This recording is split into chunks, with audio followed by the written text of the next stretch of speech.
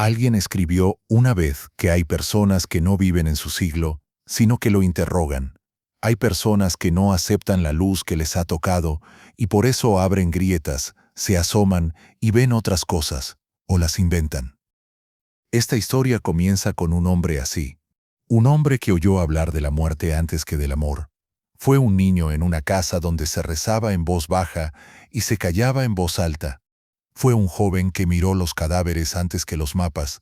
A pesar de todo eso, o quizá debido a todo ello, eligió escribir, no para dejar mensajes, sino marcas, no para enseñar, sino para que alguien, algún día, le entendiera.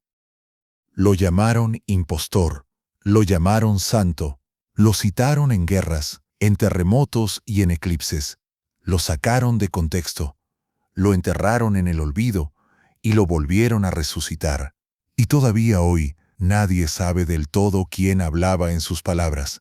Hoy vamos a escuchar esa voz. Estás en Almas de la Historia, y este no es un episodio cualquiera. Para quienes desean sostener estos relatos entre las manos, recuerda que algunos capítulos del canal ya están disponibles en formato libro, no porque hagan falta más libros, sino porque hay historias que piden leerse con las manos. Ahora respira hondo y empecemos este relato. Lo que vas a escuchar hoy todavía está ocurriendo y tú formas parte de esta historia. Capítulo 1. El abuelo que enseñaba estrellas. Había nacido entre piedras antiguas, piedras que guardaban memoria de soldados romanos, de estatuas rotas y de templos olvidados. Saint-Rémy-de-Provence no era una aldea perdida, pero tampoco era un lugar del que se esperara un prodigio. Michel vino al mundo el 14 de diciembre del año 1503 de Nuestro Señor, cuando el calendario aún marcaba los días según el ritmo de los santos, y el mundo se debatía entre el fin de la Edad Media y los primeros susurros de un tiempo nuevo. La casa familiar estaba construida sobre tierra que había sido cultivada por generaciones. No era una casa pobre, tampoco era opulenta. Su padre, Jaume de Nostredam, trabajaba como notario, oficio que exigía letras, atención al detalle y cierta neutralidad social. Su madre, Renier, era hija de Jean de Saint-Rémy, un erudito local que había sido médico y astrólogo. La familia había sido judía, pero como tantos otros, se había visto obligada a abrazar la fe católica para sobrevivir. Convertirse no era solo cambiar de religión, era cambiar de nombre, de calendario y hasta de silencios. Aún así, algo siempre quedaba, en la forma de mirar, en las preguntas que no se hacían, o en los libros que se guardaban en el fondo del baúl.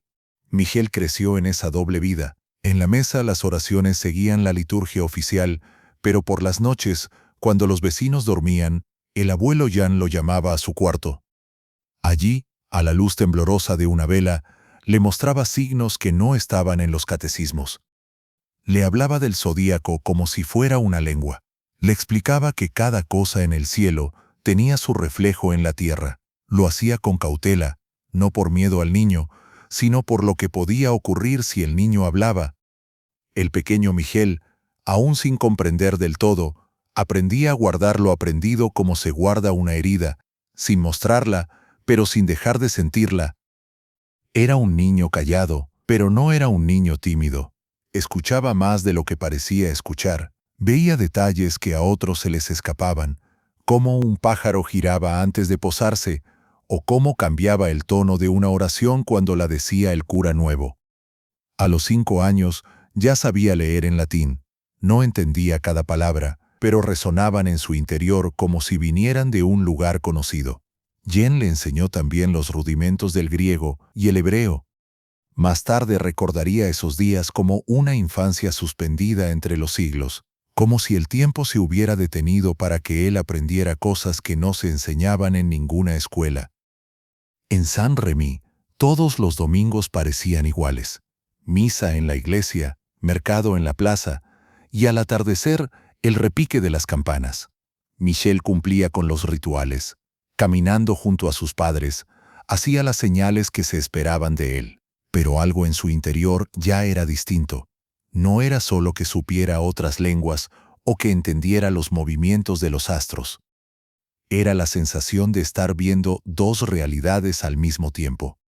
Una que todos aceptaban y otra que se deslizaba por debajo como un río subterráneo.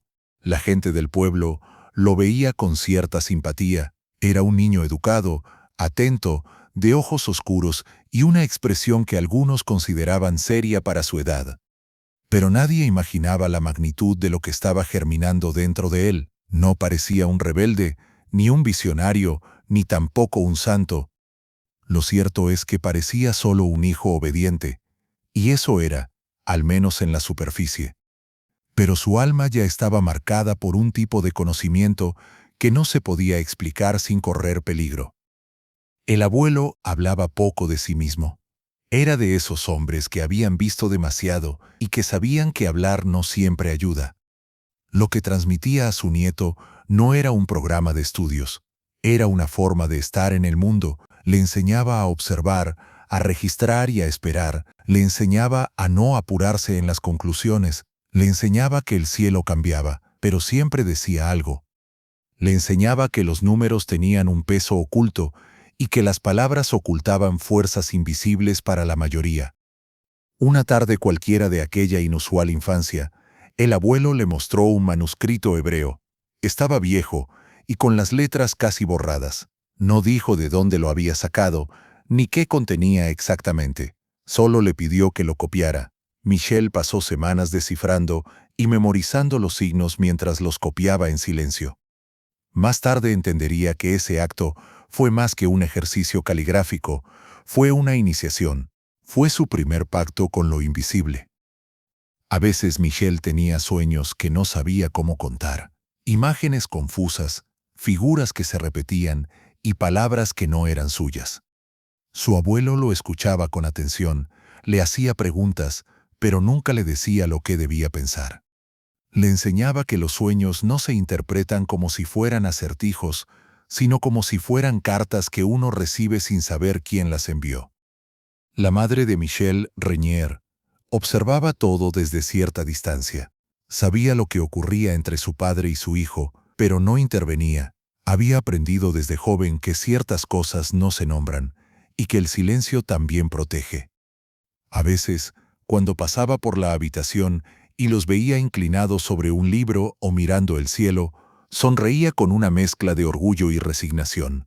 Sabía que su hijo no tendría una vida simple. Durante estos años, Michel empezó a escribir, no textos completos, claro. Todavía no había llegado ese momento. Apenas unas frases, dibujos garabateados y símbolos que era mejor mantener escondidos. Llenaba cuadernos enteros con ideas que nadie entendía. No los mostraba, no los escribía para ser leídos, sino para dejar constancia de sus pensamientos, como si supiera que algún día todo aquello tendría sentido. Cuando cumplió 14 años, su padre decidió enviarlo a Aviñón. Allí estudiaría las artes liberales, gramática, retórica, lógica, música, aritmética, geometría y astronomía. Era el camino clásico para un joven que, tal vez, seguiría los pasos de su abuelo o se abriría paso en el mundo jurídico. Michel no discutió. Sabía que debía partir. Antes de irse, el abuelo le regaló un astrolabio. Estaba viejo, pero aún funcionaba. Le explicó cómo usarlo para que pudiera leer el cielo desde cualquier punto del mundo. Este instrumento, le dijo, no te revela el futuro. Te ayuda a entender dónde estás. Michel lo guardó siempre como si se tratara de un objeto sagrado. En el camino hacia Aviñón, se detuvo un instante al borde del camino y miró el cielo. Era de noche. Las estrellas estaban en su sitio, pero él ya sabía que su sitio no era solo físico. En ese cielo había un mensaje, aunque aún no supiera descifrarlo del todo. Michel tenía 14 años y ya no era un niño. El muchacho que llegó a Aviñón no venía de la ignorancia, tampoco venía de la certeza. Venía de una casa donde los saberes no se pronunciaban con altavoces. Venía de un lugar donde la transmisión pasaba por el gesto, por la cadencia de una frase o por la inflexión de una palabra dicha al borde del oído. Michel de Nostredame caminaba por las calles de la ciudad papal con una mochila cargada de más silencios que libros. Había crecido entre manuscritos hebreos, tratados astrológicos, plegarias en lenguas múltiples y un respeto casi físico por las cosas que no pueden demostrarse, pero que se saben. Los otros jóvenes de su edad tenían ambiciones claras, llegar a ser abogados, clérigos o médicos. Michel no se burlaba de eso. Pero algo en él ya había sido moldeado hacia otra forma de ambición, una que no respondía al ascenso social, sino a una inquietud más profunda y bastante más difícil de explicar. No buscaba cambiar de clase social, sino de comprensión. Cada vez que un maestro recitaba a Aristóteles o se discutía una definición de lógica, Michel escuchaba, tomaba notas y seguía las reglas. Pero en su interior algo vibraba de otra forma, como si el conocimiento formal tuviera bordes demasiado pulidos para ser ciertos, como si las explicaciones que todos aceptaban no bastaran para él. A veces salía de clase y caminaba solo. Miraba con atención todo lo que le rodeaba, el trazado de las calles, los muros de piedra y los vitrales de las iglesias. En cada ángulo buscaba un signo, no porque creyera en supersticiones, sino porque intuía que el mundo estaba lleno de patrones y correspondencias ocultas. Lo que había aprendido con su abuelo no era una doctrina, era un modo de atención. Cada sombra le decía algo, cada repetición de un número o cada eco de una palabra. Todo contenía más información de lo que era aparente a simple vista.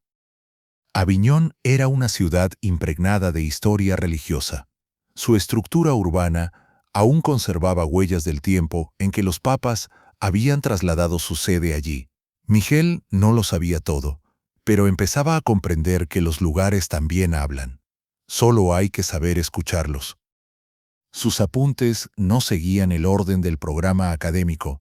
Escribía citas, dibujaba símbolos y anotaba frases que no venían del maestro sino de su propia mente.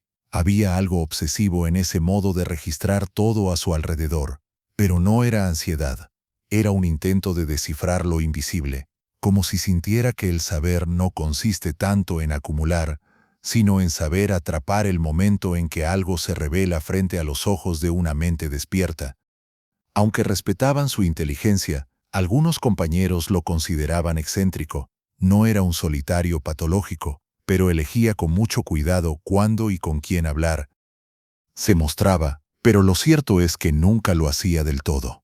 La biblioteca del convento donde estudiaba era limitada, pero contenía algunos ejemplares latinos de Hipócrates, Galeno y Boecio. Michel los leía a todos, los estudiaba, los repasaba y los comentaba con los profesores. Pero por las noches, cuando los pasillos se vaciaban, él volvía a repasar en su mente los tratados que había leído en su infancia, los diagramas astrológicos que su abuelo le había enseñado a trazar, y los relatos antiguos de los profetas bíblicos que cruzaban el tiempo con una mirada que no pertenecía a su época.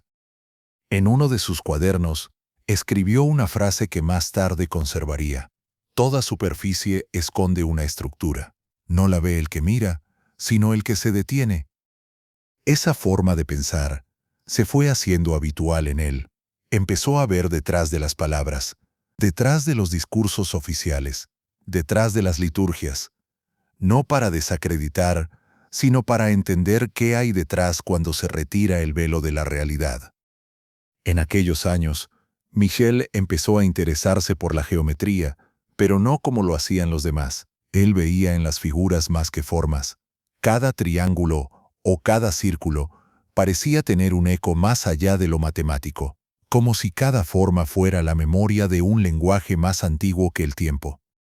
También aprendió sobre música, y ahí encontró otra revelación: los intervalos, las armonías y las proporciones. Todo hablaba de una ley secreta que parecía repetirse en lo visible y en lo invisible. En un momento de su adolescencia temprana, y sin que pudiera explicar cómo, Michel comenzó a sentir que estaba hecho para otra cosa. No era orgullo, era una sensación íntima y silenciosa, una emoción que palpitaba dentro de su pecho en los momentos de mayor quietud. Lo sorprendía en medio de una lectura o durante una caminata. Algo lo llamaba. Aún no sabía qué era, pero podía sentir la llamada. Ese llamado no tenía forma, pero tenía presencia. Lo empujaba a seguir aprendiendo con curiosidad inagotable, aunque sin la certeza de hacia dónde lo llevaría todo ese aprendizaje. En aquel momento tampoco le importaba demasiado. Veía a sus compañeros prepararse para carreras nobles. Escuchaba a los profesores repetir que la medicina era la más alta de las ciencias porque sanaba cuerpos, o que el derecho era la base de la civilización, y él no lo discutía, pero en su interior algo le decía que sanar cuerpos o interpretar leyes no era suficiente. En uno de los inviernos de su formación en Aviñón, Michel enfermó. No fue grave, pero lo obligó a permanecer en cama durante semanas. Ese tiempo de reposo en soledad forzada y con apenas algunos libros al alcance fue crucial, no solo porque leyó con más intensidad que nunca, sino porque tuvo mucho tiempo para pensar. Pensó de un modo que no había experimentado antes. Pensó en su infancia, en su abuelo y en los manuscritos hebreos. Pensó en lo que había visto en las calles, en los rostros y en las ruinas romanas de San Remy. Todo parecía formar parte de algo más vasto, pequeños fragmentos de información que aún no encajaban del todo, pero que ahora podía identificar como piezas que pertenecían a un mismo rompecabezas. Cuando se recuperó y volvió a clases, ya no era el mismo. Algo se había endurecido en él. Una resolución sin nombre. No tenía claro el camino, pero sí sabía que no podía conformarse con los caminos de otros. Quería ir más lejos. Quería ver lo que no se ve. Quería comprender lo que no se enseña. En sus últimos meses en Aviñón, antes de que la peste interrumpiera todo, Michel escribió varios textos breves que en vida nunca compartió con nadie. Algunos eran notas sobre astrología, otros eran reflexiones sobre el tiempo, sobre la naturaleza del alma o sobre lo que se escondía en el silencio. En uno de esos textos, escribió: «Hay cosas que no pueden enseñarse sin traicionarlas». Esa frase lo acompañaría el resto de su vida. A los 14 años, había entrado a la universidad como un muchacho con buena memoria y una educación precoz. A los casi 18, ese niño era otra cosa muy diferente. Nadie lo había visto convertirse, pero algo había cambiado. Su mirada era más firme, su voz era más pausada, y en su cuaderno más íntimo, aquel que no dejaba nunca en la mesa, había empezado a trazar signos que no venían de ningún manual conocido. Capítulo 2. Calles sin nombres, cuerpos sin lágrimas. La ciudad aún tenía las puertas abiertas cuando Michel regresó de una caminata por la orilla del Ródano. Había salido al amanecer, como hacía a menudo, solo para sentir la distancia entre el saber y el mundo. Aviñón despertaba lenta con el murmullo de los estudiantes en los claustros, el repique de los martillos en los talleres de encuadernación y el eco de las letanías en las capillas. El olor a cera quemada y cal húmeda lo acompañaba mientras cruzaba las callejuelas que llevaban al colegio mayor, pero esa mañana todo había cambiado. Lo supo al ver a los soldados apostados frente al portón principal con las lanzas cruzadas. Un hombre con sotana hablaba con voz temblorosa a un grupo de alumnos. Unos lloraban asustados, otros discutían acaloradamente. Michel se acercó sin preguntar. Uno de los soldados le dijo lo suficiente con el miedo instalado en sus ojos. La peste había entrado en la ciudad. Las clases quedaban suspendidas. El conocimiento, al menos por ahora, debía esperar. Michel no volvió al convento. Caminó por la ciudad con una mezcla de incredulidad y lucidez creciente. Las historias sobre la peste no le eran ajenas. Su abuelo le había hablado de brotes anteriores. En los libros antiguos, había leído sobre la peste negra que en el siglo XIV había devastado Europa. Pero nada de eso se comparaba con la presencia súbita y palpable del miedo en las calles. La enfermedad no llegaba con tambores ni con lejanas señales de humo. Llegaba con un silencio espeso y con cuerpos que comenzaban a caer. En los días siguientes la ciudad se replegó, los mercados cerraron y las ventanas se clausuraron con tablas cruzadas. Las iglesias se llenaron de incienso. Nadie sabía con certeza qué causaba el mal. Algunos culpaban al clima y otros a los astros. Se hablaba de castigos divinos, de conjunciones planetarias o de miasmas corrompidos que se infiltraban por la nariz. Michel escuchaba, tomaba nota y observaba. La ciencia en esos días parecía tambalearse junto con las oraciones. Una mañana vio a un niño solo, sentado al borde de una fuente. Llevaba los labios resecos, los ojos abiertos y la ropa manchada. Michel se agachó para hablarle. No hubo respuesta. El niño estaba muerto, pero nadie lo había notado. O quizá nadie quería notarlo. Lo levantó y lo llevó en brazos hasta la plaza. Allí una carreta esperaba con otros cuerpos.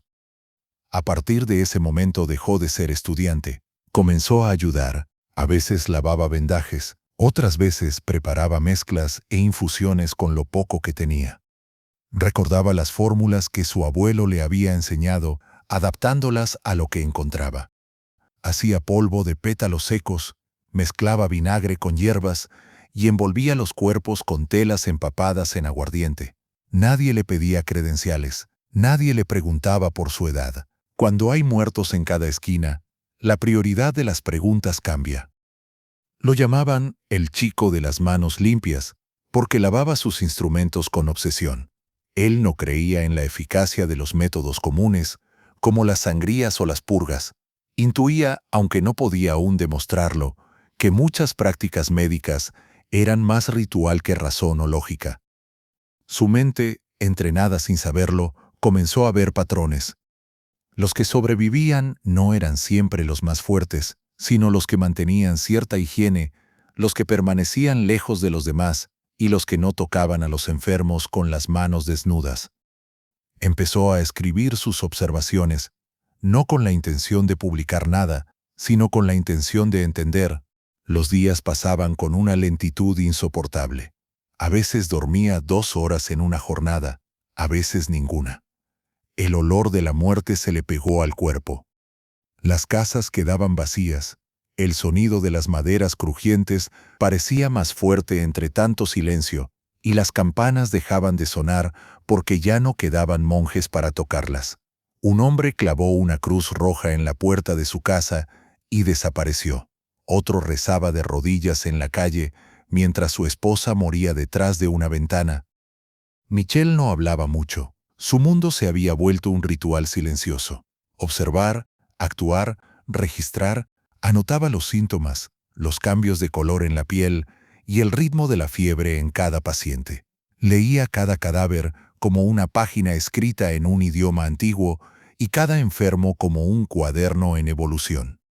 No por morbo, sino porque creía firmemente que allí se encontraba oculta la solución. Las úlceras, los bubones y las hemorragias, todo decía algo, y él quería entenderlo.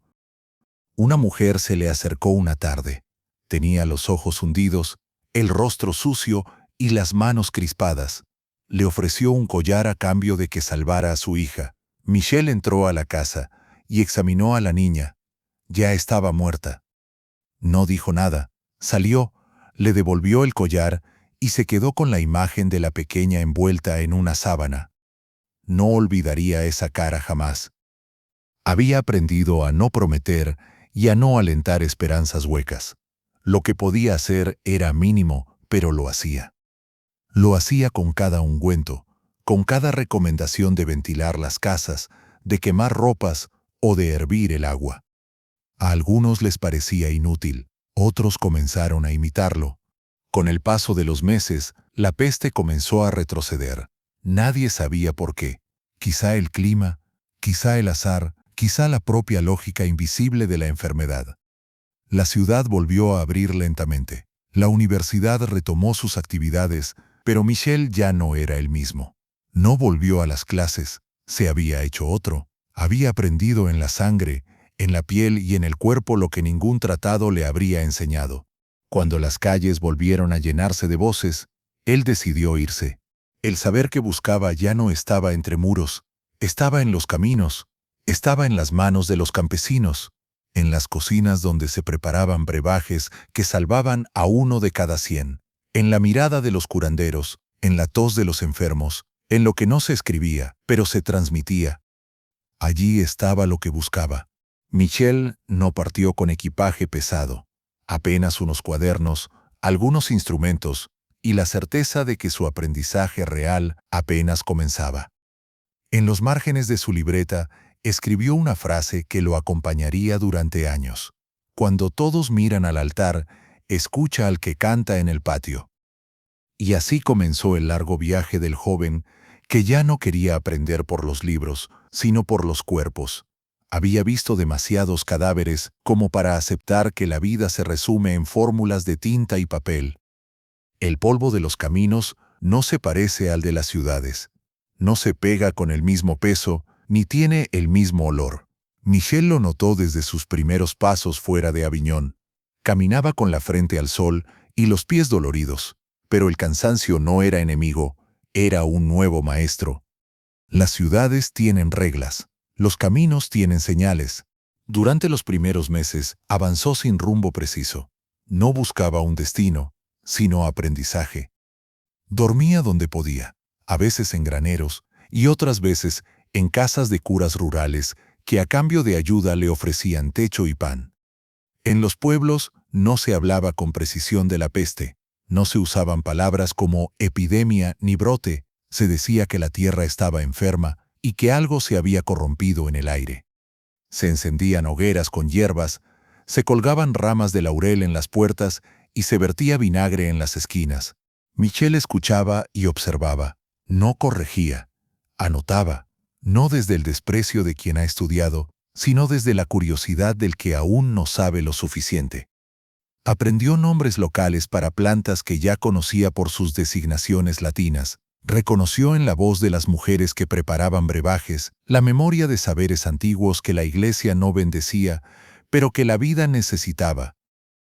En una aldea de los Alpes de Haute-Provence, conoció a un viejo herborista que apenas hablaba.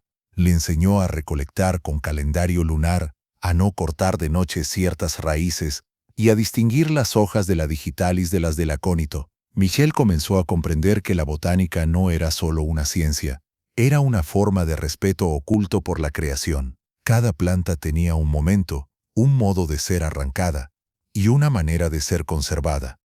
Las fórmulas no bastaban, había que mirar, oler y tocar. En esas semanas también descubrió que su cuerpo tenía límites. Enfermó de disentería en un pueblo cerca de Orange. Se arrastró hasta una posada, delirante y agotado. Una anciana le dio un caldo de ajenjo, le cubrió el pecho con grasa de cabra y aguardó. Tardó días en recuperar la fuerza. Al levantarse, escribió una frase en su libreta: la enfermedad también enseña. Volvió a los caminos. Se detenía donde la necesidad lo llamaba. No cobraba dinero, aceptaba comida, materiales y cobijo.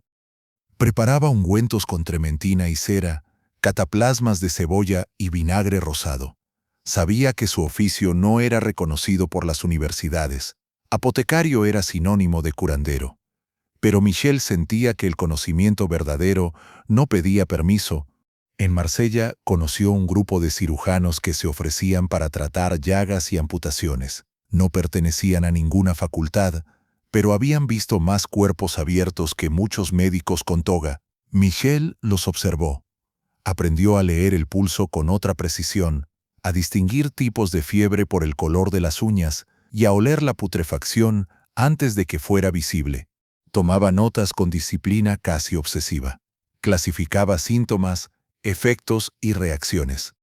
También registraba lo que no podía medirse, la expresión de un moribundo, la forma en que una madre sostenía a su hijo enfermo, o la resignación en los ojos de un hombre que ya sabía que no vería otro invierno.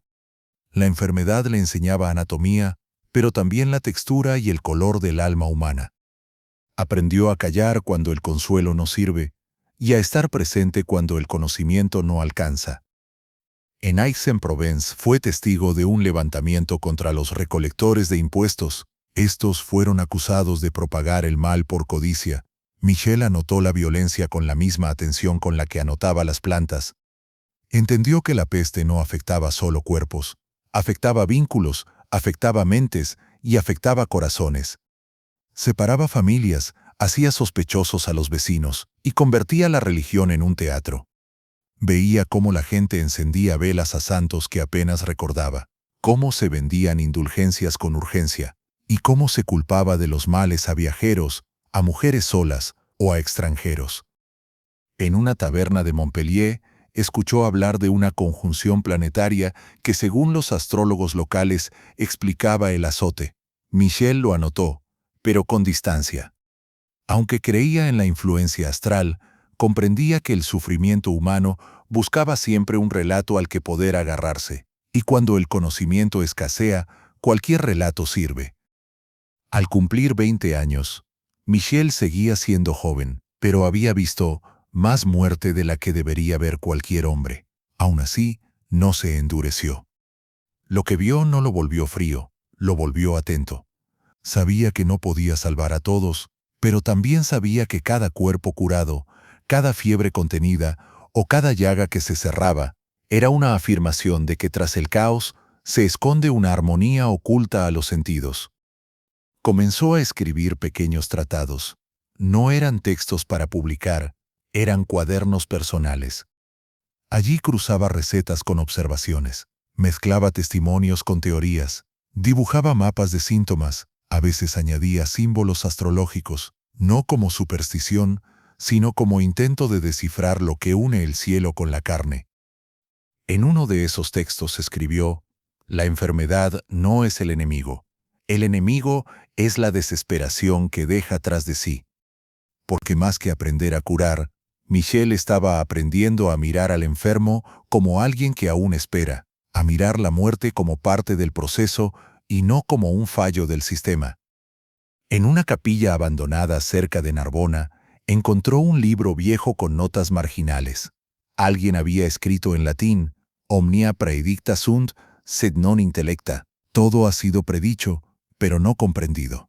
Michel cerró el libro y salió a la noche. Había luna llena.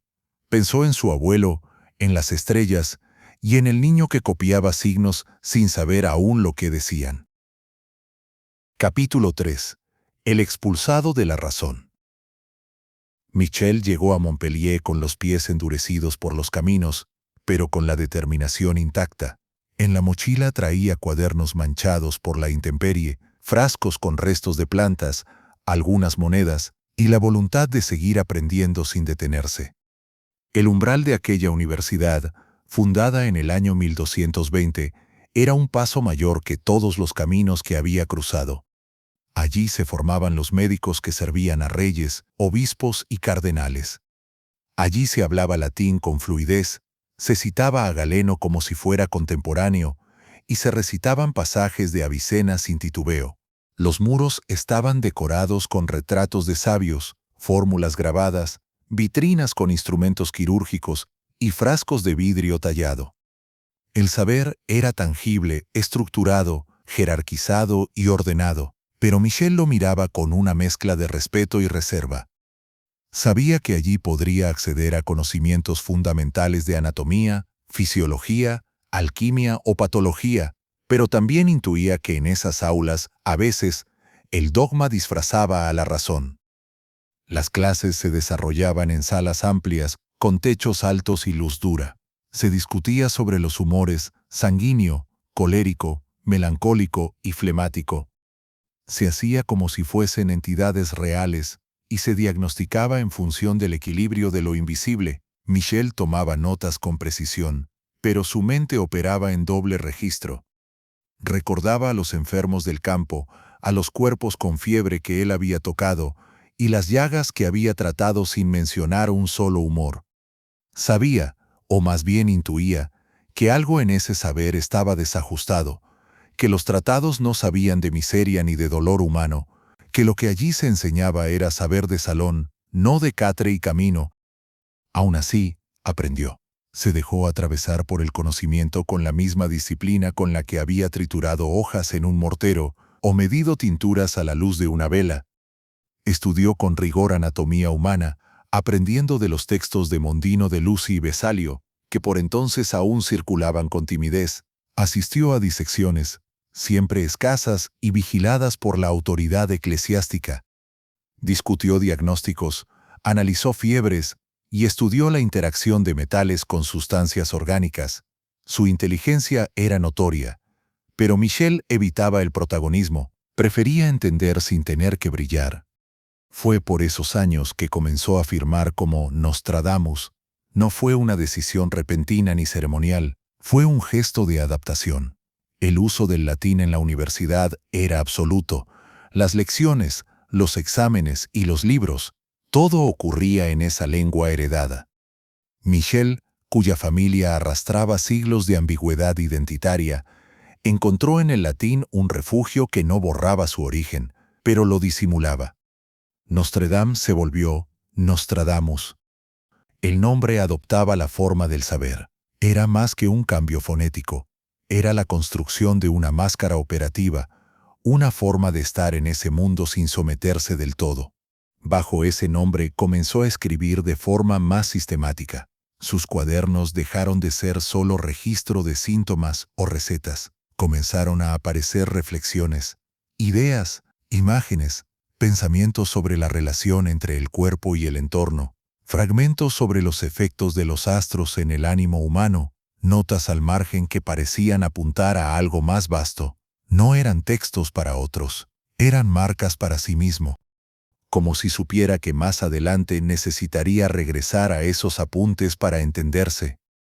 Sus compañeros lo respetaban, aunque algunos lo miraban con desconfianza. Era más grande que la mayoría, más callado. No participaba de las burlas ni de las cenas ruidosas.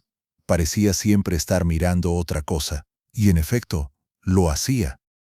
Mientras sus colegas se deleitaban en los discursos de las autoridades médicas, Michel mantenía un oído en el aula y otro en la calle.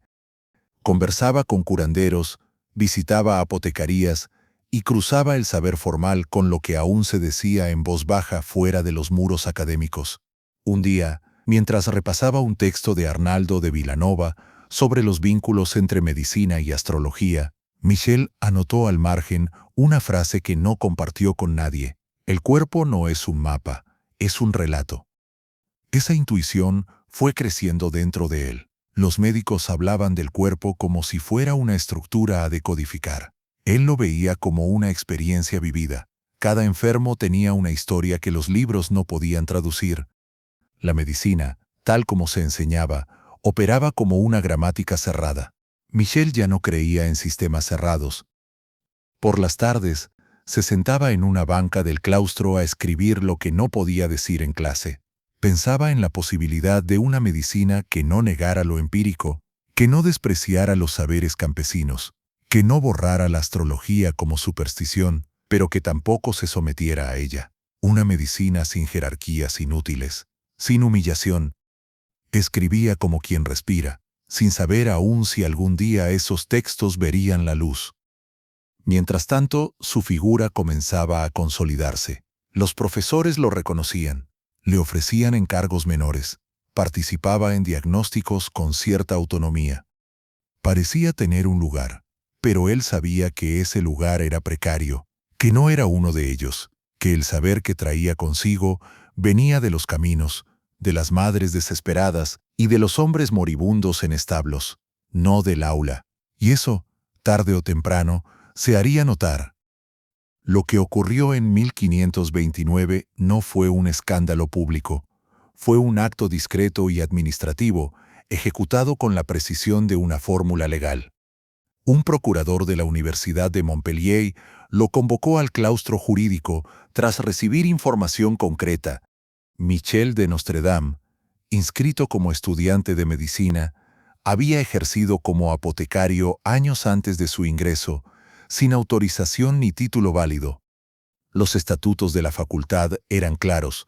Los oficios manuales estaban expresamente prohibidos a quienes deseaban ser médicos, en particular el de apotecario. La universidad consideraba esa práctica una actividad servil, incompatible con el honor académico. Michel escuchó la acusación sin alterarse. No negó lo ocurrido. Tampoco se explicó en detalle. Sabía que cualquier defensa sería inútil. Había mezclado ungüentos, sí, había atendido a enfermos, aplicado remedios y registrado síntomas. Lo había hecho cuando la peste no daba margen para esperar licencias. No era un crimen, pero en esos muros lo parecía. No se le acusaba de causar daño, sino de haber sabido demasiado antes de tiempo y de haberlo hecho fuera del sistema. La resolución fue inmediata: expulsión. No hubo apelación. No hubo espacio para la excepción. La universidad debía proteger su jerarquía y su forma de filtrar el saber. La medicina para ellos era un privilegio, no una urgencia. Michel se retiró sin palabras. Tampoco hubo despedidas. Algunos compañeros se apartaron y otros evitaron nombrarlo. La figura de Nostradamus, que comenzaba a delinearse con voz propia, quedaba ahora marcada por la mancha del rechazo institucional. Durante días caminó sin dirección, más por necesidad de aire que por estrategia. No sentía ira. Lo que quedaba era una mezcla sorda de decepción y claridad. Había creído por momentos que el saber podía contenerlo todo, incluso lo aprendido en los márgenes, que el aula podía abrirse a la experiencia. Pero la universidad le había recordado que sus muros eran defensivos. No buscaban integrar, sino separar. El castigo no era personal, era estructural. Aquel año de 1529, Michel lo recordaría siempre como el de su primera gran decepción, no por la pérdida de un título, sino por la pérdida de una ilusión. Había intentado entrar por la puerta grande al mundo del saber. Le habían cerrado esa puerta con suavidad, pero con firmeza. No se lo dijeron con violencia, pero tampoco con compasión. El exilio que siguió no fue inmediato. Michel se detuvo en pequeñas ciudades. Algunos lo conocían. Otros solo veían a un hombre joven con mirada afilada. Lo recibían en casas humildes, donde aún se valoraba su habilidad para leer un pulso y para distinguir la fiebre que sube de la que se enquista. No llevaba títulos, pero llevaba cuadernos llenos y un saber que había nacido entre pestes y caminos. En esas semanas escribió más que nunca. Anotaba recuerdos, reorganizaba observaciones o reescribía antiguas fórmulas. Sin buscarlo del todo, comenzó a darle forma a una voz que ya no pedía permiso para hablar. La figura de Nostradamus se consolidaba, no como un personaje público aún, pero sí como una conciencia firme. Ahora era alguien que sabía que la razón no siempre habla con voz oficial. Muchas veces es en el margen donde el conocimiento se vuelve real. Capítulo 4. La casa donde todo se rompe. Cuando Michel llegó a Agen, no buscaba un destino. Solo deseaba detenerse. Había pasado años entre caminos, cuerpos y silencios. Había sido expulsado de los muros del saber por haber tocado demasiado la carne enferma. Cargaba cuadernos con fórmulas, ojos entrenados para detectar lo invisible y una fatiga que no era física. En Agen encontró una ciudad que aún no lo conocía. Eso bastaba. Al principio se instaló en una habitación alquilada cerca del mercado. Allí los sonidos del día lo arrullaban más que molestaban. Las plazas olían a tierra y no a peste. Había algo en el ritmo de ese lugar que le permitió aflojar el cuerpo. Empezó a atender a los vecinos. No cobraba al principio. Escuchaba, tocaba, observaba. Ofrecía mezclas simples, vinagre, resina de pino o infusiones. La gente respondía con gratitud callada. No le pedían títulos, le pedían alivio. Fue en esos primeros meses cuando conoció a Julius César Scaliger, médico reconocido, hombre de letras y figura respetada en la ciudad. Scaliger había nacido en Verona, y su paso por Francia estaba marcado por la erudición y por cierto orgullo endurecido. Vio en Michel una mente aguda, una mezcla incómoda entre observador y crítico. Lo acogió sin efusividad, pero con respeto. En su casa se discutían libros, se hablaba de medicina, astrología y poesía. Michel se sentó a esa mesa con curiosidad y precaución. No buscaba una nueva jerarquía, solo necesitaba un espacio donde respirar con algo de dignidad. Gracias a ese vínculo, logró alquilar una pequeña casa en las afueras. Una vivienda con tejas curvas, muros encalados y un jardín modesto que daba a una colina. Allí plantó hierbas, lavanda, ruda, salvia y menta. Preparaba sus remedios en el fondo de la casa. Allí tenía frascos alineados, morteros y paños secos. La vida no era fácil, pero por primera vez en mucho tiempo, la vida era un poco más habitable. No debía rendir cuentas a nadie, no debía callar su pasado. Fue en una de esas semanas de rutina callada que conoció a Henriette Dencos. La vio primero en la plaza, vendiendo telas con su madre. La volvió a ver en una consulta, atendiendo a un sobrino enfermo.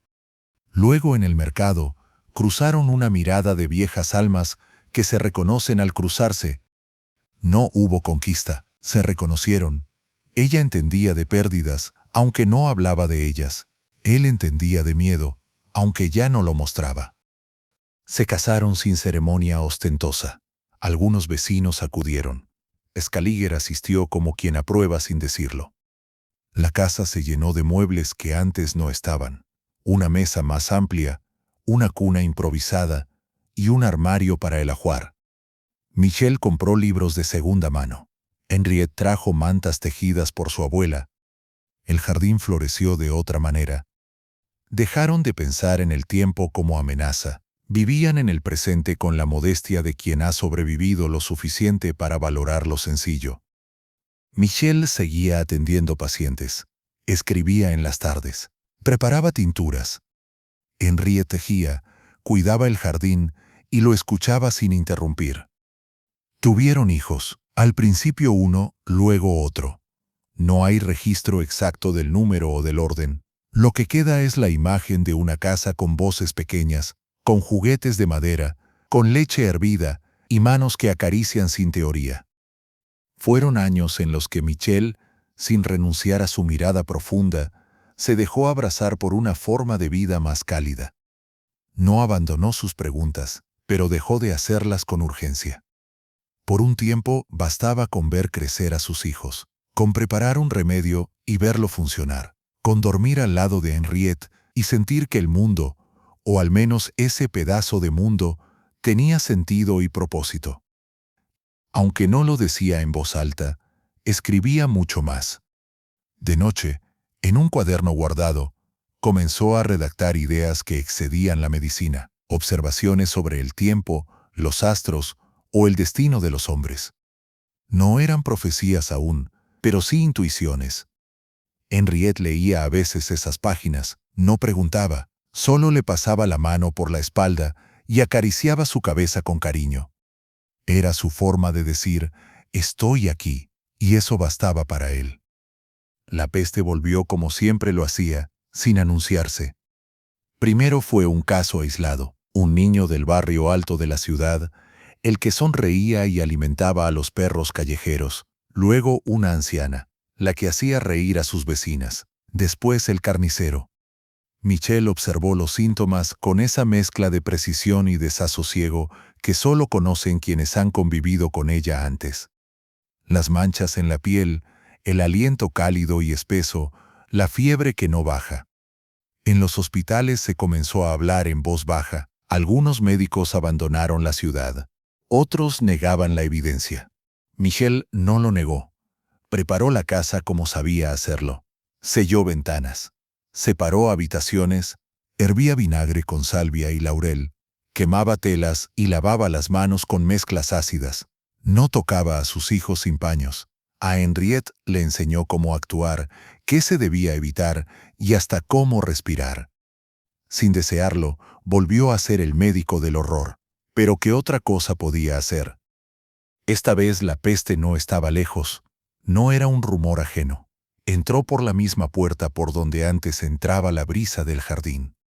Uno de los niños comenzó con fiebre. Luego el segundo. Henriette los cuidó sin apartarse. Michel no dormía. Alternaba fórmulas y escribía cada síntoma. No hubo error. Hizo todo lo que sabía. y sabía mucho. Pero la enfermedad no siempre responde al conocimiento. Los niños murieron con pocos días de diferencia. No gritaron, no hubo tiempo. Henriette los veló en silencio. Luego también enfermó.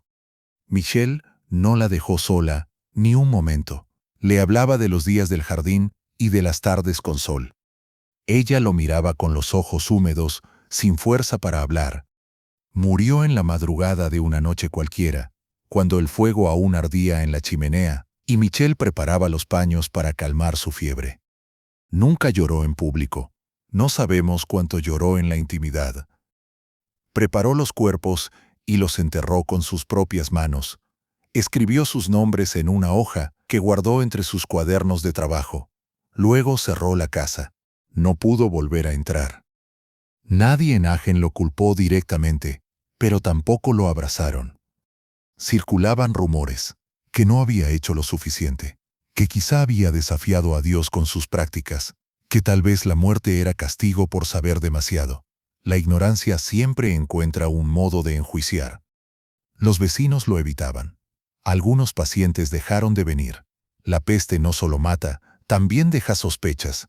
Julio César Scaliger, hasta entonces su vínculo más sólido con el mundo de los sabios, se mantuvo al margen. No lo visitó, no preguntó. Tiempo después, en un gesto que Michel no llegó a comprender del todo, comenzó a criticarlo abiertamente. Lo acusó de imprudencia, de haber ejercido sin legitimidad y de desviarse hacia prácticas no ortodoxas. Quizá temía ser asociado con un hombre marcado por la muerte, o tal vez nunca lo había considerado su igual. Michel resistió algunas semanas más. Dormía en una habitación que le prestaban. Le ofrecieron regresar a casa, pero él se negó. La casa no era ruina, era tumba. En ese momento entendió que debía marcharse, que ya no había nada que pudiera sanar en ese lugar. Salió una noche sin despedirse, llevaba consigo sus cuadernos, algunas hierbas secas y la experiencia de haber amado y de haber perdido. No dejó carta. No dejó promesas. Solo el eco de un hombre que alguna vez tuvo un jardín y una familia. La vida, una vez más, se había roto en 1000 pedazos. De esa ruptura surgiría algo nuevo, pero aún no sabía qué. Capítulo 5. El caminante sin sombra. Lo vieron salir de Agen como un hombre que no espera ser visto. No se dirigió a nadie, no miró hacia atrás. Solo caminaba. Michel recorrió caminos polvorientos, senderos de mercaderes y de mendigos, rutas de carboneros, de soldados errantes y de pastores. Cruzó Narbona, pasó por Toulouse, luego por Rodez. A veces dormía en establos, otras veces lo hacía bajo el abrigo de un puente. En algunos pueblos lo reconocían como médico y le ofrecían una cama, pan duro y agua con vinagre. Atendía heridas, fiebres y llagas. A cambio, recibía techo o monedas contadas. Tenía la apariencia de un sabio venido a menos, pero su mirada seguía atenta. Observaba la piel, la respiración y el color de los ojos febriles. No había perdido la disciplina del detalle. Aunque su alma se arrastrara, su ciencia permanecía despierta. Tomaba notas, ajustaba fórmulas, anotaba síntomas nuevos, remedios populares y los efectos del clima sobre los cuerpos. No buscaba teorías, acumulaba experiencia. En esos años, sus pasos lo llevaron a lugares menos visibles, pueblos donde aún se conservaban rituales antiguos, comunidades judías ocultas en bodegas y bibliotecas semiclandestinas alojadas en monasterios periféricos. En Narbona conoció a un viejo alquimista que hablaba un provenzal salpicado de árabe. Le mostró manuscritos con diagramas que parecían mapas de estrellas y órganos humanos mezclados. Michel los estudió sin emitir juicio. En Toulouse compartió una comida con un librero que conservaba traducciones medievales de textos caldeos, atribuidos a profetas de nombres ya olvidados. Descubrió un tratado astrológico atribuido a Ibn Ezra que cruzaba las órbitas planetarias con las estaciones del alma. Se dio cuenta de que existía una forma de leer el tiempo que no se apoyaba en relojes, sino en símbolos. No había plan, pero había dirección. Su errancia no obedecía a una búsqueda declarada, pero sí a una necesidad de sentido. Ya no era solo médico, se estaba convirtiendo en otra cosa. Leía los signos como si cada hoja, cada piedra o cada fiebre fueran parte de un lenguaje que aún no dominaba. Entre todos los pensamientos que le rondaron en aquel tiempo, uno fue más insistente que los demás. Empezó a preguntarse si acaso el futuro podía escribirse sin conocerse aún. En Mont-de-Marsan, alguien le habló de los oráculos antiguos, de Delfos, de Persia, de las sibilas. Escuchó con escepticismo y respeto. Le contaron de prácticas que no buscaban predecir, sino escuchar. El oráculo, le dijeron, no dice el futuro, revela un eco que ya existe. Michel lo anotó. Por las noches, en los márgenes de las ciudades, escribía pensamientos que no tenían utilidad médica, preguntas sobre la naturaleza del tiempo, sobre la repetición de los desastres y sobre la capacidad humana de advertir patrones antes de que se cumplan. No sabía aún que estaba empezando a ser otro. Solo sabía que necesitaba entender. Las bibliotecas que visitaba, a veces en secreto y a veces por compasión de algún monje, le ofrecían textos de astrología, de filosofía neoplatónica y de cábala. No seguía una escuela, pero dialogaba con todas. Le interesaban las estructuras ocultas, esos sistemas que cruzaban matemáticas, espiritualidad y cosmología. Empezó a sentir que el mundo tenía una arquitectura invisible y que cada cosa visible era solo la superficie revelada a nuestros sentidos. Ahora caminaba también por sed, una sed que no se saciaba con comida ni descanso. Algo lo empujaba a seguir buscando. Lo que antes fue exilio ahora comenzaba a parecer iniciación. No existe registro exacto, ningún papel fechado, ninguna carta que lo nombre. Solo queda el recuerdo oral y fragmentado de un médico solitario que durante ciertas noches encendía incienso, llenaba un cuenco con agua pura y se sentaba frente a él durante horas. El ritual era simple: una vara de avellano en la mano, ayuno de día completo y los ojos abiertos pero sin mirada directa. No buscaba nada, solo esperaba. Era en esas sesiones donde empezaron a aparecer las imágenes, breves, a veces absurdas, a veces nítidas como cuchillos en la carne. Una ciudad ardiendo, un río negro, un hombre sin rostro, un eclipse en pleno día. No sabía qué significaban. Ni siquiera sabía si eran suyas, o él solo era un espectador. Lo que sí sabía era que no se trataba de invenciones, no eran ideas nacidas del deseo, no eran temores disfrazados, llegaban desde otro sitio, uno que no podía nombrar, uno que lo dejaba exhausto después de cada sesión. A veces vomitaba, otras veces se desmayaba. El cuerpo respondía como si hubiese cruzado una frontera invisible. Esos trances modestos y sin espectadores marcaron un nuevo punto de inflexión en su vida.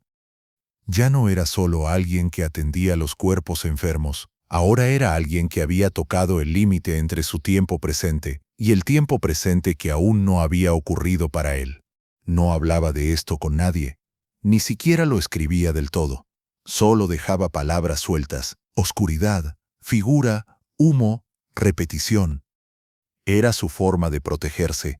Sabía que la claridad podía volverse acusación, y que lo inexplicable solo puede vivirse o temerse.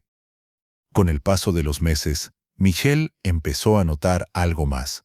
No eran solo visiones. Había una conexión creciente entre lo que veía en el agua y lo que luego encontraba en los rostros de la gente. Cierta escena aparecida en trance encontraba su eco en un comentario al pasar, en un rumor en el mercado o en una conversación inesperada. Nada era exacto, todo era eco.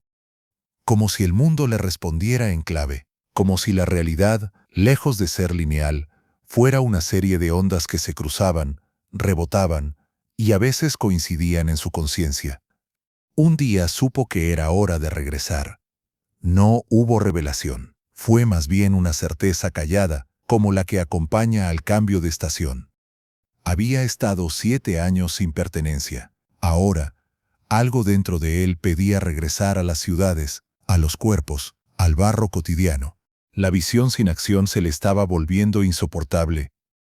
Marsella surgió como un nombre primero, luego como dirección. Allí había vivido pestes antes, allí lo recordaban algunos, no con afecto, pero sí con respeto. Y Marsella, en 1544, volvía a ser amenazada. Las crónicas hablan de brotes aislados y de tensión creciente. Michel vio la señal, y esta vez decidió ir hacia ella.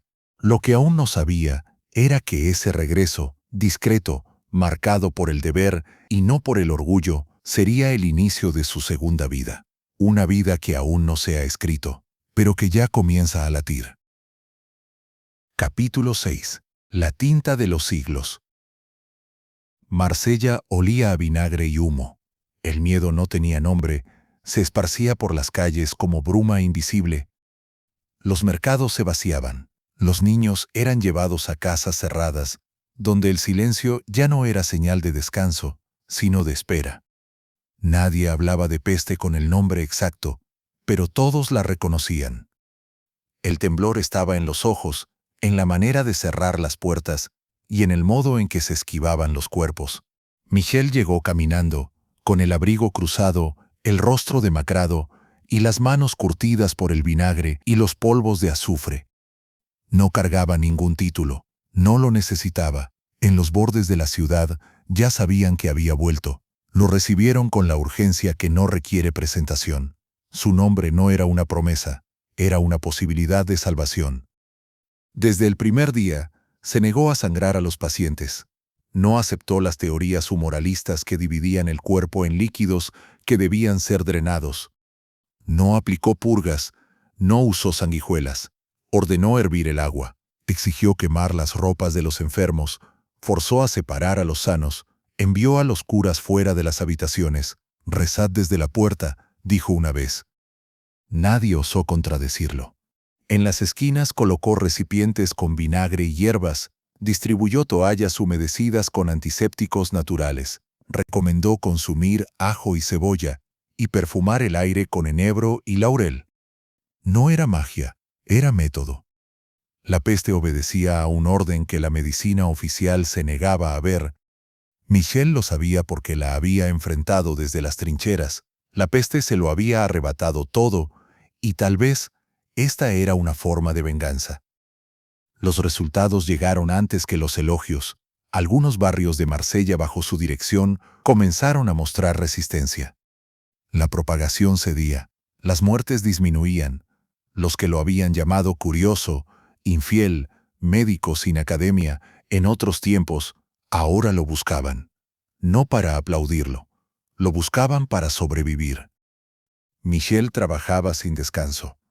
Dormía poco, comía lo justo, rechazó cargos oficiales, no aceptó beneficios eclesiásticos ni tributos, mantuvo una distancia deliberada con el poder, solo respondía al dolor visible.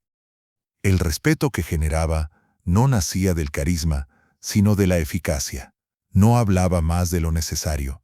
No enseñaba, solo curaba. Cuando terminó la crisis en Marsella, lo llamaron desde Aix-en-Provence. Otra vez el miedo, otra vez el aire espeso. Michel viajó con lo puesto. Llevaba consigo su poudre de Senteur, una mezcla que preparaba en secreto, con ingredientes aromáticos, minerales, flores secas y hierbas que aún hoy se discuten. La distribuía entre enfermeros, porteros y parteras. Enseñaba cómo quemarla, cómo olerla y cómo rodear con ella el umbral de las casas. Los rumores lo superaban. Algunos decían que la peste huía de él, otros decían que cuando perdió a su familia, hizo también un pacto con la muerte. En Aix se lo comenzó a llamar el médico que huele a futuro. Él no respondía a esos nombres, solo pedía más vinagre, más fuego y más aire limpio. Su ciencia era terrenal, pero su presencia parecía atravesada por algo más. En el jardín de un convento, Una monja le dio las gracias en voz baja. Dijo que sus fórmulas eran milagrosas. Michelle no respondió. Miró las manos de ella. Llevaban marcas de llagas ya curadas. Sabía que no era milagro. Era trabajo, observación y constancia. No lo discutió. Dejó que ella creyera lo que necesitaba creer para sanar. En el mercado de Ais, un vendedor de cestas le regaló una pequeña caja de madera tallada. Adentro, Michelle guardó sus hierbas. Aún cargaba el peso del pasado. Aún dormía con la memoria de Henriette y sus hijos. Pero el mundo empezaba a mirarlo con otros ojos. El hombre errante, el expulsado, el viudo sin tumba, volvía a caminar con destino. Esta vez sin esconderse. El cansancio de la guerra contra la peste no lo dejó hueco como otras veces. Esta vez algo se sostuvo dentro. Tal vez era la edad, o quizá la certeza de que no había huido. Muy al contrario, había enfrentado su sombra y seguía vivo para poder contarlo. Esa diferencia sutil le permitió asentarse sin sentir que traicionaba el movimiento. Salon de Provence no era una gran ciudad. Tampoco era una aldea. Tenía el tamaño justo para respirar sin esconderse. Allí vivía Anne Ponsarde, viuda de un notario con buena posición, madre de varios hijos, mujer de carácter firme y mirada directa.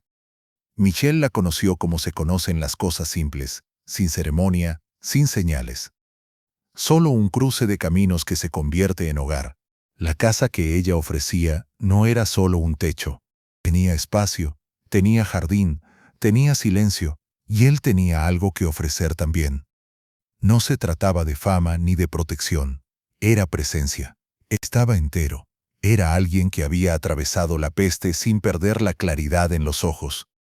Eso en tiempos de miedo valía más que cualquier título. Se casaron en 1547. No hubo celebraciones excesivas. La ceremonia fue sobria. Él no buscaba redención. Ella no buscaba un protector. Había entre ellos una especie de acuerdo tácito. La vida sigue, y cada uno trae sus ruinas. Aceptarlas es el primer acto de ternura. En ese hogar comenzó otra etapa. Michelle instaló una biblioteca en el piso alto. Organizó sus hierbas, sus anotaciones y sus textos antiguos. El jardín se convirtió en un laboratorio de perfumes y ungüentos. Algunas noches, mientras Anne dormía, él subía a la torre, observaba el cielo, tomaba notas, trazaba líneas entre estrellas. No buscaba signos inmediatos, solo aprendía a escuchar con los ojos. Fue entonces cuando comenzó a escribir de nuevo. Esta vez lo hizo con otro tono. No eran cartas médicas, no eran tratados, eran almanaques, textos híbridos que combinaban predicciones meteorológicas, observaciones astronómicas, consejos agrícolas, y de forma cada vez más marcada, frases que parecían adivinar algo más profundo. Los publicó de forma anual, y el público los recibió con entusiasmo, algunos por utilidad, otros por superstición, pero todos lo hacían por necesidad. En 1555 dio un paso que cambiaría para siempre su nombre.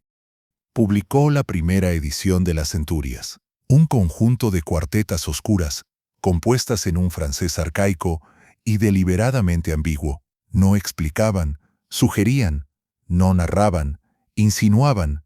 Lo que allí se decía podía ser leído de muchas formas, y eso era parte de su fuerza. La edición inicial contenía las primeras 100 profecías, agrupadas en bloques llamados centurias. Su estructura no era lineal, su lógica era simbólica. Las imágenes eran fuertes, ciudades ardiendo, reyes cayendo, eclipses, bestias y conjuras. Había fechas, pero imprecisas, nombres disfrazados, territorios mezclados. Era como si la historia fuera una espiral en lugar de una línea. El libro fue un éxito inesperado. Circuló por caminos paralelos a los oficiales, llegó a cortes, tabernas y hasta conventos. Algunos lo consideraron herejía, otros pensaban que era algún tipo de sabiduría. A Michelle no le importaba la categoría, solo se aseguraba de que su mensaje fluyera. Escribía más, reescribía, guardaba versiones, no discutía interpretaciones. Su tarea era poner las palabras. Lo demás no le pertenecía.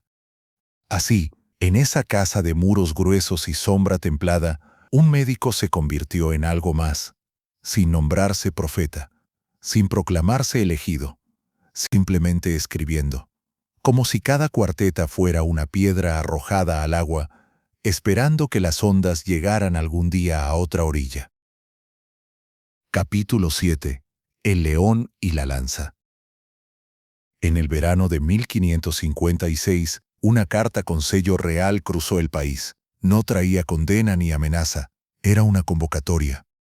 En ella, Catalina de Médici, reina consorte de Francia, pedía la presencia del hombre que comenzaba a ser temido por lo que escribía más que por lo que hacía. Nostradamus había publicado su primer bloque de cuartetas el año anterior, había llegado a oídos de la corte, había provocado una inquietud que iba más allá del rumor. Michel preparó su viaje con lentitud, no por protocolo, sino porque sabía lo que implicaba. París no era un destino neutro, era el lugar donde el poder decidía a quién escuchar y a quién silenciar. Y en su caso, el límite entre uno y otro era fino, demasiado fino. Llegó a la capital con discreción. Su nombre era conocido ya no solo entre campesinos o lectores curiosos, sino también entre cortesanos que veían en sus textos algo útil o algo peligroso. Su llegada al Louvre fue medida y casi silenciosa. No se le recibió con pompa, se le condujo por corredores grises donde los tapices amortiguaban los pasos y las paredes parecían escuchar. Catalina de Médici no era una reina decorativa. Había nacido en Florencia, crecido entre intrigas y horóscopos, y educada por astrólogos y matemáticos. Creía en los signos, desde su punto de vista, se podría decir que hasta los necesitaba. Francia vivía tiempos convulsos, guerras de religión, tensiones nobiliarias y profecías oscuras que circulaban como fuego en campo seco. Catalina buscaba respuestas, pero también advertencias. Nostradamus era convocado como oráculo más que como médico. Él no ofreció certezas. Ofreció lecturas, preguntó por fechas de nacimiento, examinó cartas astrales, observó posiciones de planetas, eclipses pasados y configuraciones que podían sugerir riesgos. Elaboró en esos primeros días los horóscopos de los hijos de la reina, Carlos, que era aún un niño frágil, Enrique, un joven inquieto con vocación marcial, y Francisco, el más melancólico y retraído de todos. Cada uno recibía su carta natal, y en ellas, Michel dejaba trazas de su estilo, advertencias veladas, signos posibles y nudos del destino que quizás solo el tiempo desataría.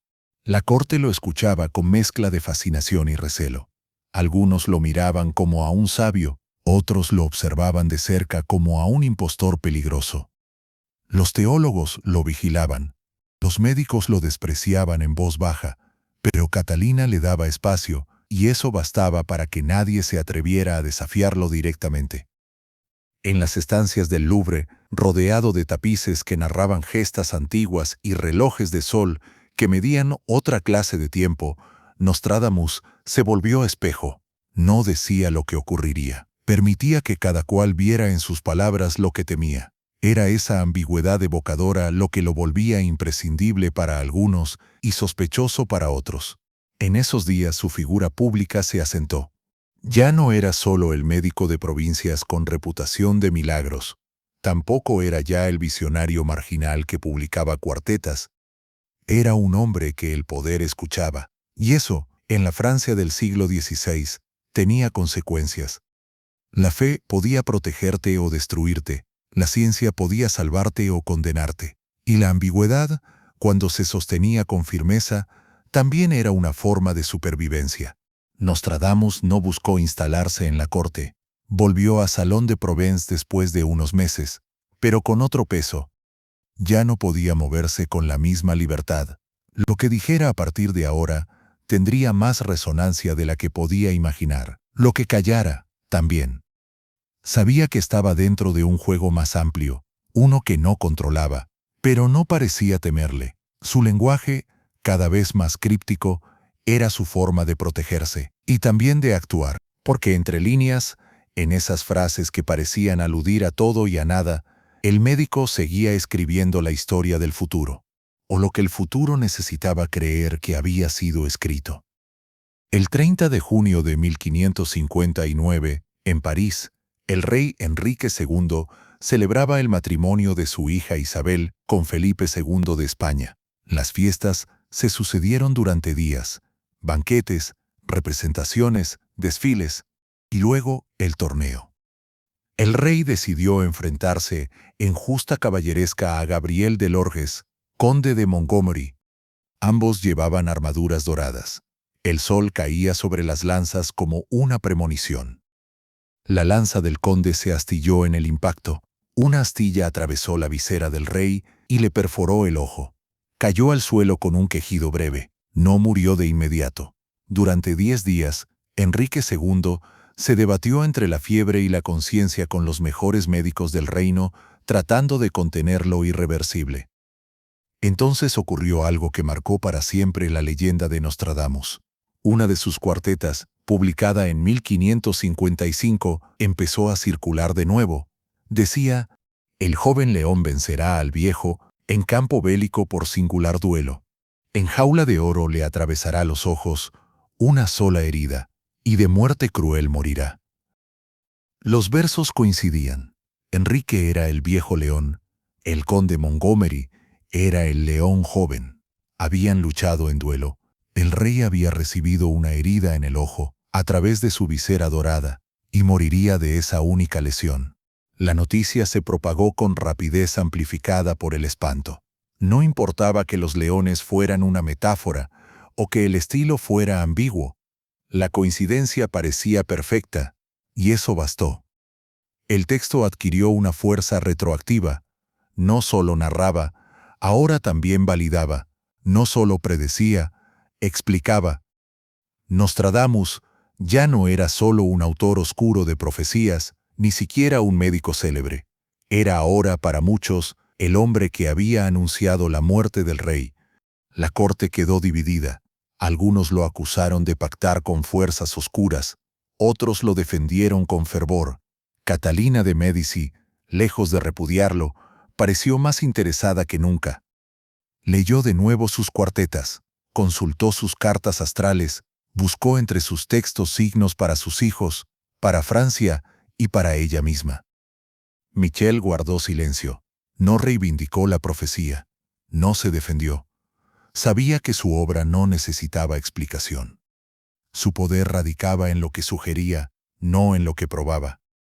Cada lector encontraba en sus palabras lo que ya temía o deseaba encontrar. Era un espejo, no un oráculo. El tiempo, ese juez sin rostro, siempre se encargaba de hacer el resto. 5 años después, en 1564, la Corte Real emprendió un recorrido por el sur de Francia. Era el Gran Tour del joven rey Carlos IX, organizado por Catalina para mostrar al monarca en las provincias, reforzar la presencia de la monarquía en un país dividido y dar al joven Carlos experiencia de gobierno.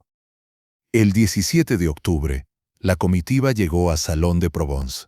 Nostradamus vivía allí desde hacía años. Su casa blanca de 2 pisos ya era conocida.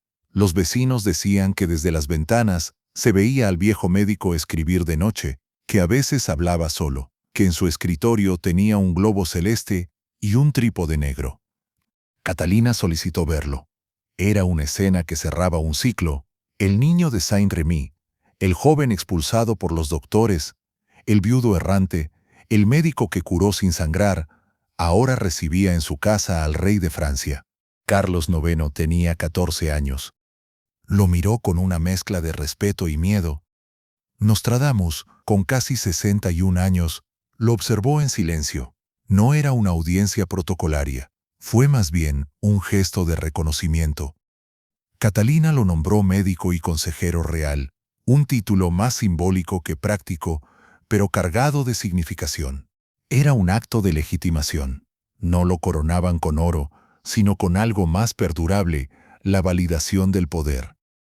Nostradamus, sin moverse de su escritorio, había llegado al centro del reino. Tras esa visita, Michel regresó a su vida de siempre. Siguió escribiendo, publicó nuevos almanaques, añadió cuartetas, anotó fechas, eclipses y guerras por venir. El mundo leía y buscaba señales. Algunos lo imitaban, otros lo perseguían. Él seguía trabajando. Sabía que quedaba poco. Su cuerpo estaba enfermo. Los ataques de gota eran más frecuentes. Su rostro, antes firme, se había vuelto delgado, con ojos hundidos y manos temblorosas. Pero su mente seguía despierta. La casa de salón se llenaba de visitantes. Algunos llegaban con enfermedades, otros con preguntas. A todos los recibía con el mismo tono, sin prisa, sin promesas. Había aprendido que el lenguaje debía protegerse del exceso. En ese otoño de 1564, cuando el rey niño cruzó la puerta de su estudio, Michel entendió que su lugar en la historia ya estaba escrito, no en los libros oficiales. Estaba dictado en las miradas, en las interpretaciones y en el rumor que seguiría mucho después de que él muriera. Capítulo 8. La última profecía.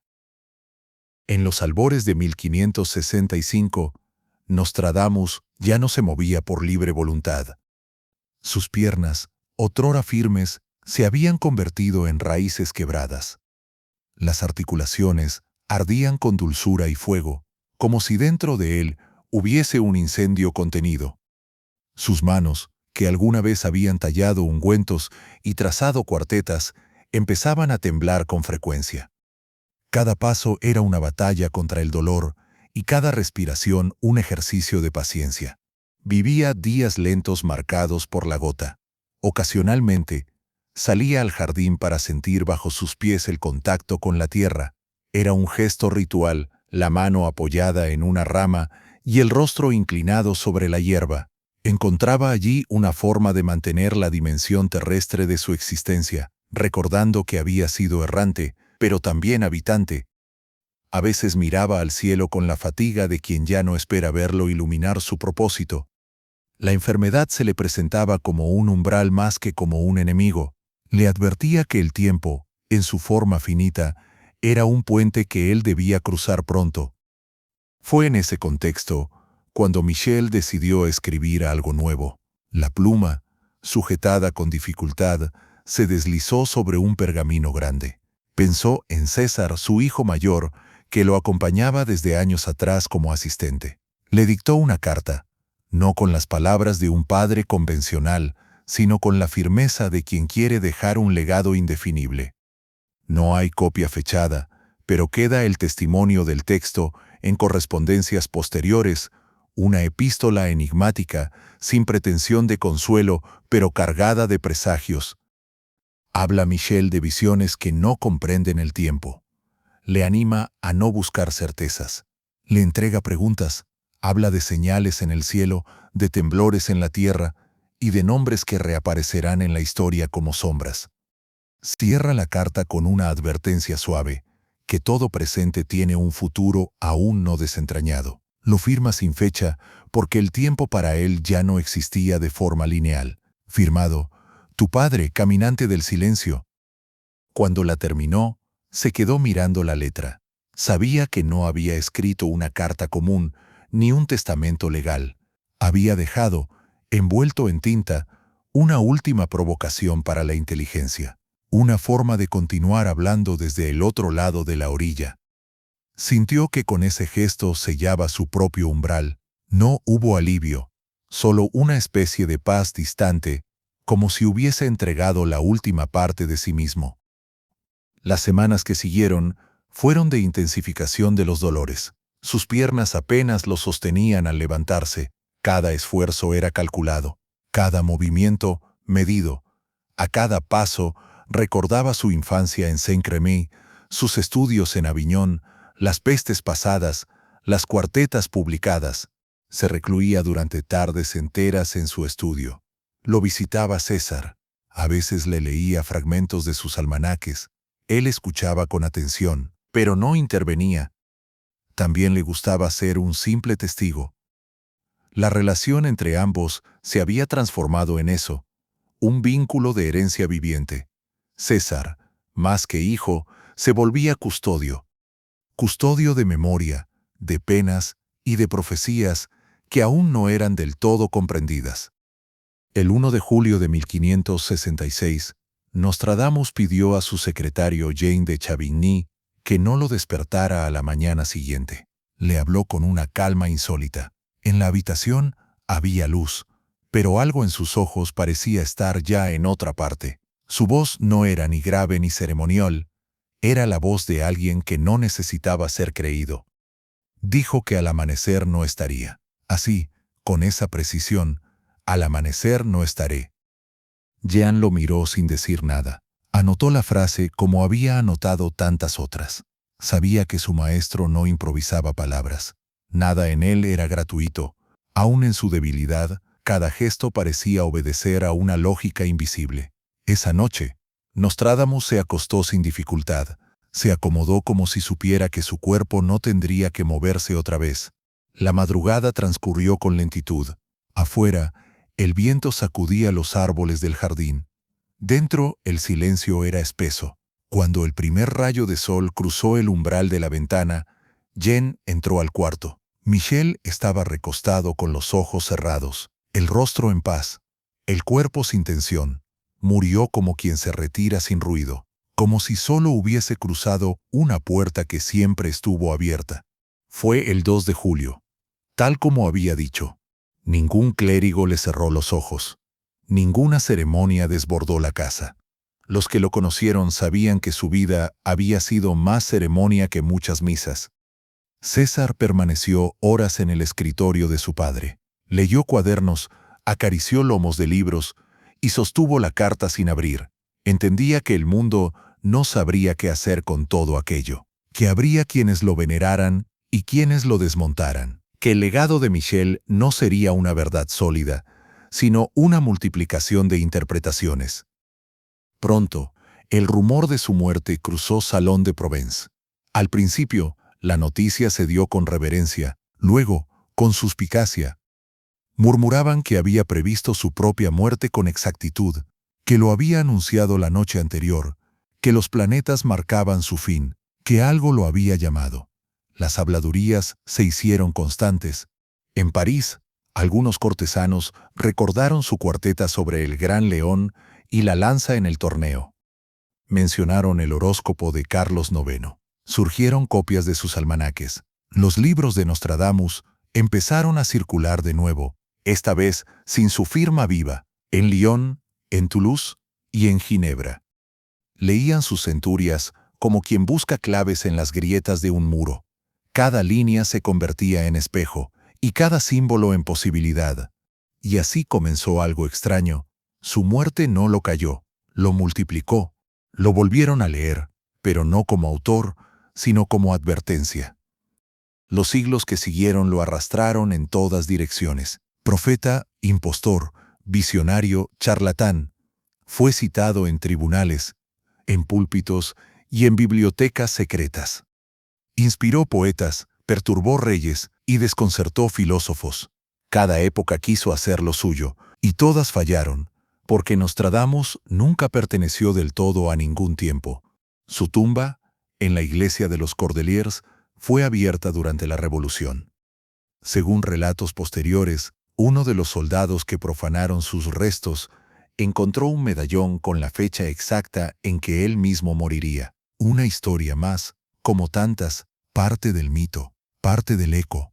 Lo que quedó no fue un cuerpo ni una doctrina, fue una voz escrita, dispersa en cuartetas, imprecisa a propósito. Nostradamus no quiso explicar el futuro, quiso sembrarlo. Le dio forma como un jardinero que planta semillas sin saber qué estación las hará florecer. Escribió para que el mundo no se olvidara de mirar lo que se oculta tras lo evidente, y el mundo, en cierta forma, no lo olvidó. Sigue leyéndolo, sigue temiéndolo. Esa fue su última profecía, no una predicción puntual, sino la certeza de que seguiría hablándonos desde un lugar sin tiempo, un lugar donde el lenguaje ya no sirve para decir cosas concretas, sino para recordarnos que lo invisible también forma parte de este mundo.